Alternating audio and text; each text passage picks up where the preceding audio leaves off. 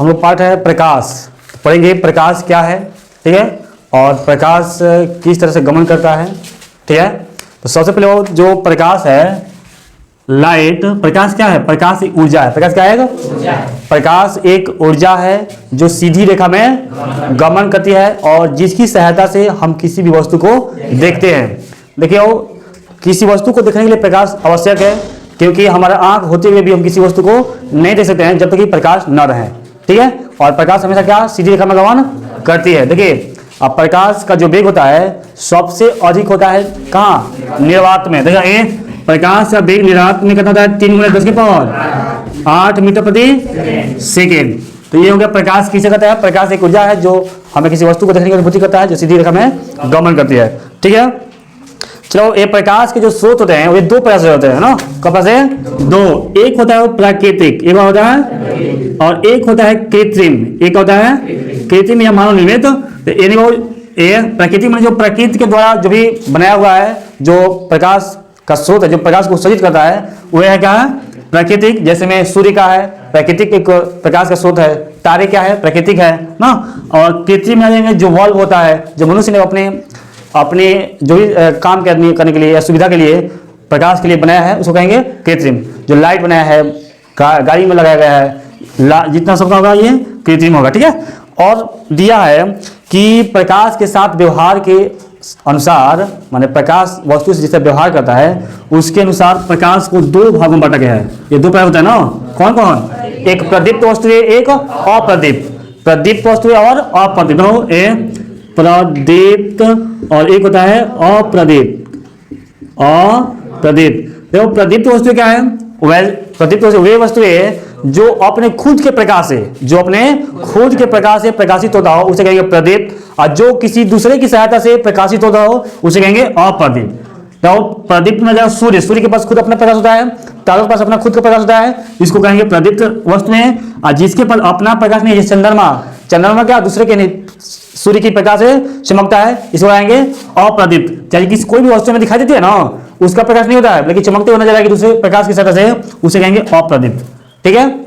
और देखो, प्रकाश के साथ व्यवहार के आधार पर पदार्थ 3 प्रकार होता है। पहला होता है पारभासी। क्या होता है? पारभासी। और एक होता है वो अपारदर्शी, अपारदर्शी।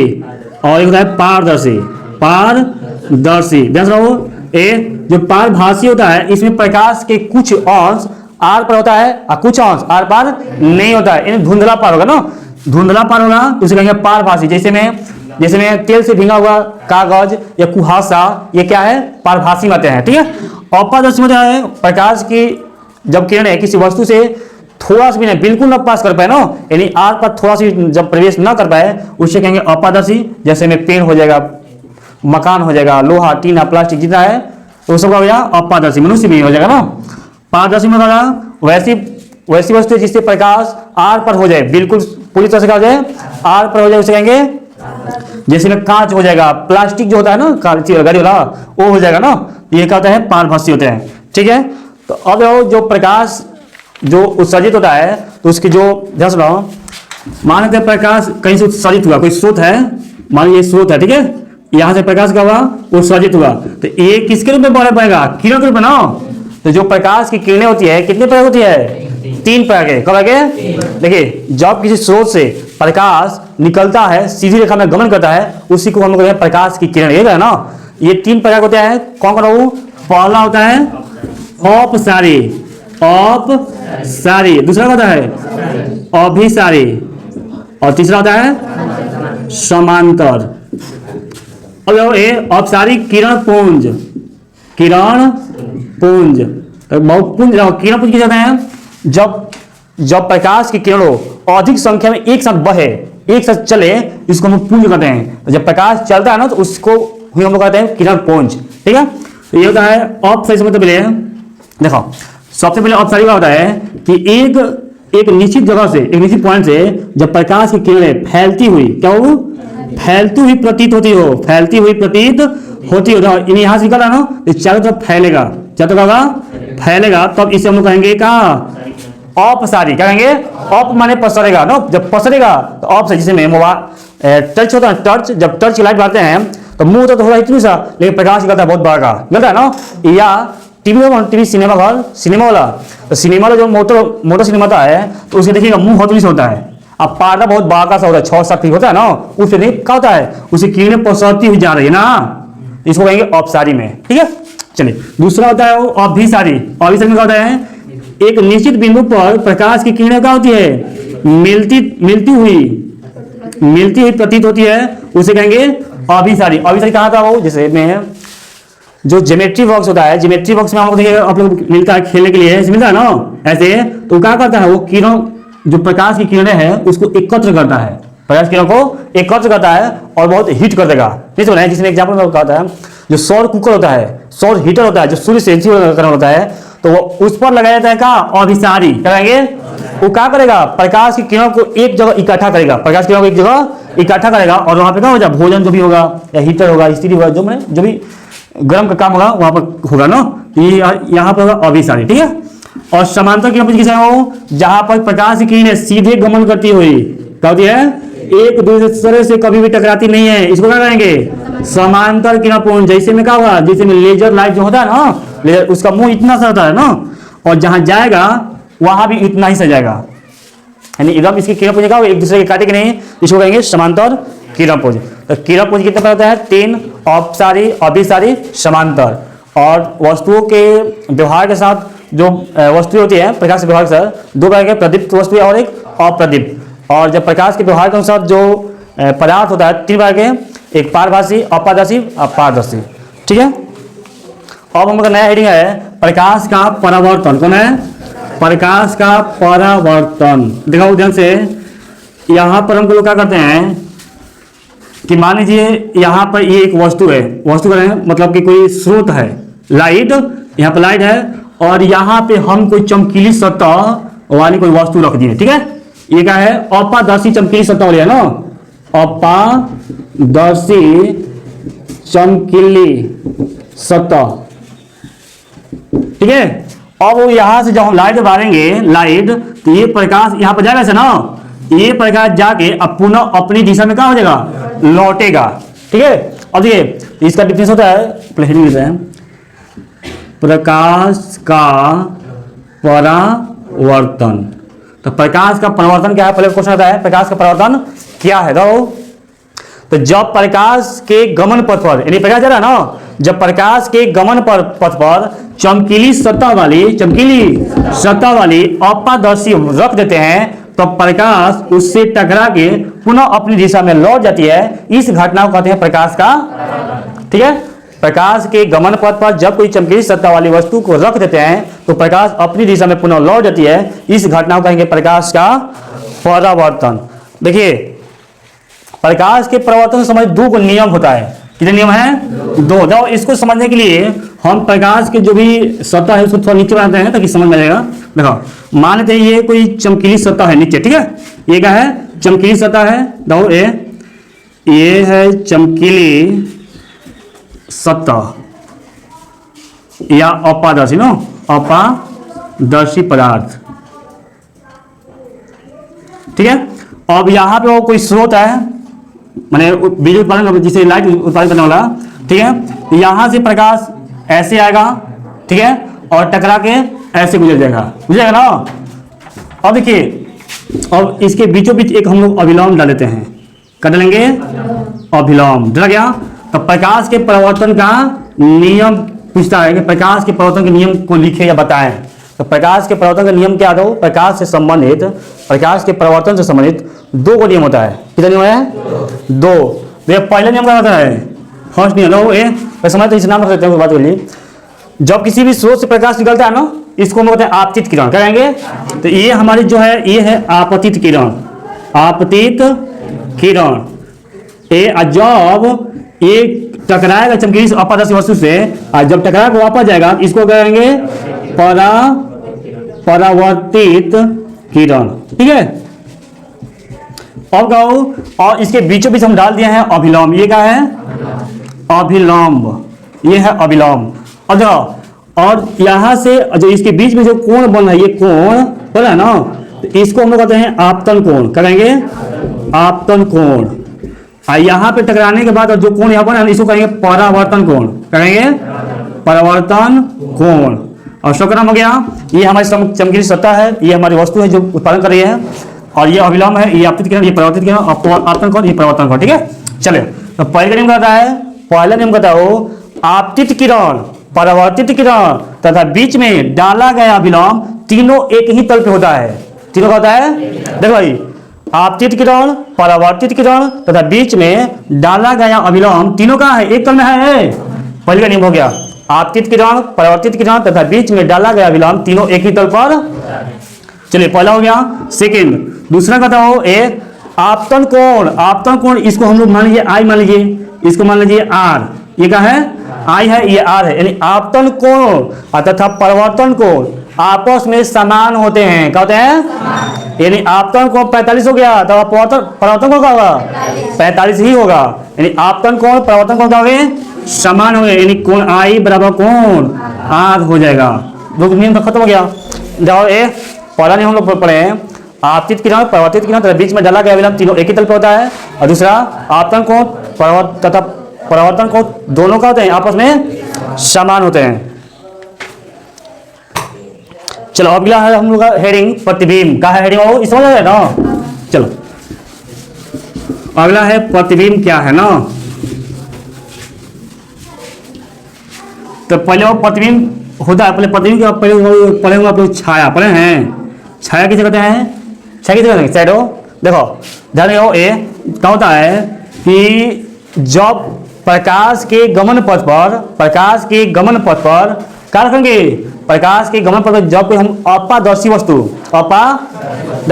मान लीजिए यहाँ से प्रकाश, यहाँ से प्रकाश आ रहा है ना, यही पर हम रख दिए कोई वस्तु रख दे ना, और इसके पीछे क्या हो जाएगा, इसके पीछे अंधेरा हो जाएगा, क्या हो जाएगा, और इसी को हम लोग कहेंगे छाया।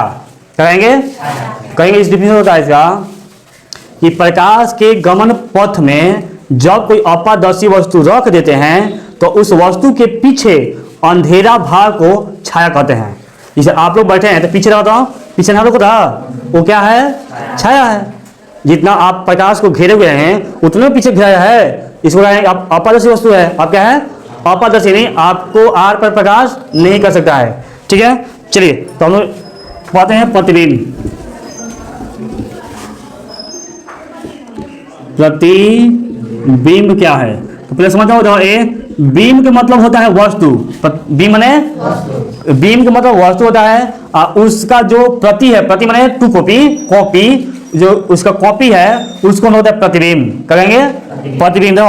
किसी बिंदु स्रोत से आती हुई प्रकाश की किरणें दर्पण से परावर्तन के बाद जिस बिंदु से क्या होती है, जिस बिंदु पर मिलेगी, टकराएगी, वो क्या कहलाएगा, प्रतिबिंब। अब यहाँ पे आ जाए इसी में रहो, जो दर्पण होते हैं, दर्पण किसे कहते हैं, दर्पण किसे कहेंगे, दर्पण किसे कहेंगे, वैसी वस्तु जिसका एक भाग कलई तथा एक भाग प्रकाश का प्रवर्तक सतह हो, एक भाग कलई तथा एक भाग प्रकाश का प्रवर्तक सतह हो, उसे कहेंगे दर्पण। कहेंगे दर्पण दो प्रकार होता है, एक समतल दर्पण, एक गोलीय दर्पण। ठीक है, पढ़ते हैं दर्पण तो उसके बाद इसमें आ जाते हैं। ए वैसी वस्तुएं जिसका एक भाग कलई किया हुआ हो तथा दूसरा भाग चमकीली सतह हो, एक भाग कलई तथा दूसरा भाग चमकीली सतह हो, उसको कहेंगे दर्पण। दर्पण दो प्रकार होता है, पहला होता है गोलीय दर्पण, क्या होता है गोलीय दर्पण, और दूसरा होता है समतल दर्पण, समतल दर्पण। अब जानो ये गोलीय दर्पण दो प्रकार के, एक होता है उत्तल दर्पण और एक होता है अवतल दर्पण। ठीक है, अब जानो ये तो गोलीय दर्पण क्या होता है, वैसा दर्पण जो किसी गोले से कटा हुआ हो, जिसका त्रिज्या हो, जिसकी त्रिज्या होता क्या है कि बहुत बड़ा सा ऐसे गोला होगा। ठीक है, और इसी में हम क्या करेंगे, इस भाग को काट लिए, काट लिया ना, और जब इस भाग को काट लिए, ध्यान रखो, इस भाग को काट लिए तो ये क्या है भाग बाबू, ये क्या है, ये उठा हुआ है ना, या ऐसे कर सकते हैं, यहाँ पर इसको बस लेते हैं, ये ऐसे कर लेंगे, इसको बाबू मतलब होता है ये कलाई किया हुआ है, इसका मतलब हुआ है ये कलाई किया हुआ, और इसका जो गोला होगा वृत्ताकार, तो इसका कोई त्रिज्या होगा ना, त्रिज्या नहीं होगा, केंद्र बीच में केंद्र, यहाँ पे होगा। और देखो तो अब क्या होता है, यहाँ पर मुख्य अक्ष यहाँ पर पी होता है, ठीक है, यहाँ पर एक सी होगा, एफ होगा, एफ, और यहाँ पर सी होगा, ठीक है, और इधर आएंगे हम लोग अनंत, ठीक है, और वही का रचना कर रहा है। और देखो ये भी पुनः प्रतिबिंब किसे कहते हैं, तो अब अगर जब प्रकाश की किरणें क्या होगा, दर्पण से टकराने के बाद एक से गुजरती है, गुजर गया है ना। अब मान लीजिए हम वस्तु को रख दिए यहाँ पे सी पे, ठीक है, सी पे रखते हैं, थोड़ा दूर जगह सी पे, ठीक है, और दूसरा पॉइंट क्या होता है, दूसरा पॉइंट भी यहीं से गुजरता है ना, तो यहाँ से जाएगा और ये ऐसे होके जाएगा यहाँ पर, और फिर ऐसे होके आगे गुजरेगा यहाँ पर, गुजरेगा ना, देखो तो ये टकराएगा यहाँ पे, तो एक सेकंड देखो,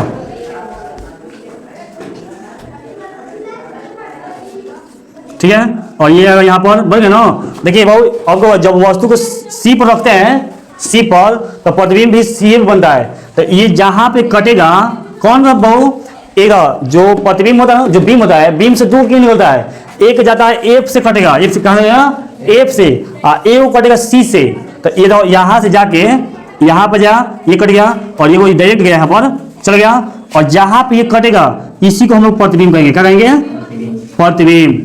तो ये क्या उल्टा होना है, ठीक है, तो प्रतिबिंब कैसे कहते हैं, किसे कहते हैं, किसी बिंदु स्रोत से आती हुई प्रकाश की किरणें, किसी बिंदु स्रोत से आती हुई प्रकाश की किरणें दर्पण से परिवर्तन के बाद, दर्पण से यहाँ प्रतीत हो ना, परिवर्तन के बाद जिस बिंदु पर मिलती है या मिलती हुई प्रतीत होती है उसे क्या कहते हैं, प्रतिबिंब कहते हैं।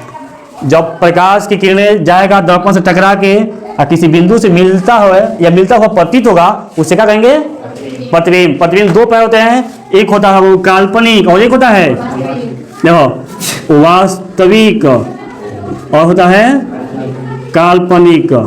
देखो ये जब प्रकाश की किरणें दर्पण से टकराकर और जब मिलती है तो उससे कहेंगे वास्तविक प्रतिबिंब, वास्तविक प्रतिबिंब नो, जब मिलती हुई है नो, मिलती प्रतीत नहीं होती है, मिल जाती है, कट जाती है ना, इसे कहेंगे वास्तविक, ये क्या है वास्तविक है ना। और काल्पनिक का मतलब है इसे मिलती हुई प्रतीत होती है, परिवर्तन के बाद मिलती हुई प्रतीत होती है, इसे कहेंगे काल्पनिक, ठीक है। तो जो देना वो दिया है वास्तविक में जब किसी बिंदु स्रोत से आती हुई प्रकाश की किरणें दर्पण से परिवर्तन के बाद जिस बिंदु पर वास्तव में मिलती है, जिस बिंदु में वास्तव में मिलेगी तो वास्तविक, और मिलती हुई प्रतीत होगी तो उसे कहेंगे काल्पनिक, ठीक है।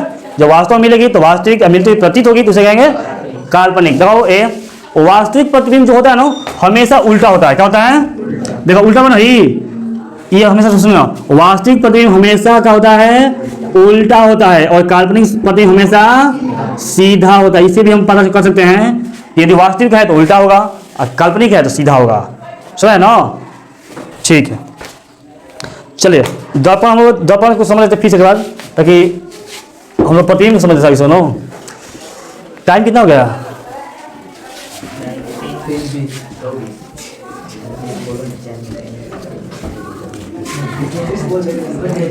देखो ये हमारा दर्पण है। दर्पण दो प्रकार के होते हैं, ठीक है। पहला होता है गोलीय दर्पण, कौन होगा, गोलीय दर्पण। दूसरा होता है समतल दर्पण। देखिए गोलीय दर्पण दो प्रकार होता है, कब आगे दो, पहला होता है उत्तल दर्पण और दूसरा होता है अवतल दर्पण। देखो ये अब जो दर्पण में जो स्थितियां होती है, स्थितियां उत्तल में मात्र दो ही होता है, कितना होता है, दो, माने प्रतिबिंब जो स्थिति होता है इसमें दो होता है, और जो अवतल होता है, अवतल कितना होता है, 6 गो, कितना है 6 गो, ये सब पढ़ना है। और समतल दर्पण कोई प्रकार नहीं होता है, ठीक है। तो कल हम पढ़ेंगे दर्पण में आगे, ठीक है ना, बंद करके कभी।